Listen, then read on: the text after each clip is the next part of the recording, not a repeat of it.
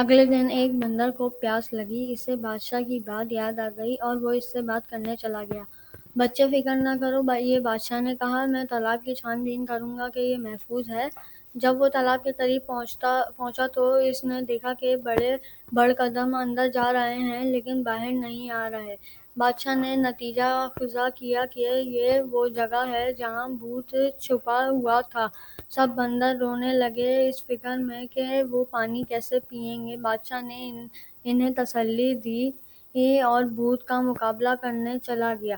میں ہوں بندر بادشاہ، بھوت نے ہنسنے لگا کہ تم بڑے بھوت، اگر تمہارے بندر تالاب میں آئے تو میں انہیں کھا لوں گا، اگر وہ ایسا نہ کریں تو وہ پیاس سے مر جائیں گے۔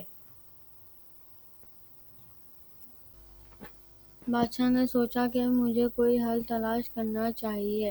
اس نے بندروں سے بانس کے ٹکڑے جمع کرنے کو کہا۔ کھوکھلی بانس کی جھاڑیاں جوڑ کر اس نے ایک بڑا پائپ بنایا جو تالاب کا پانی چوستا تھا۔ بندر اپنے دل کو آپس کی خواہش کے مطابق پینے کے قابل تھے۔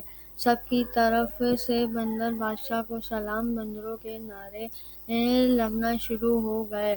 وہ بھوت جسے بندر بادشاہ نے اپنی سمجھداری سے شکست دی تھی، وہ لمبے چہرے کے ساتھ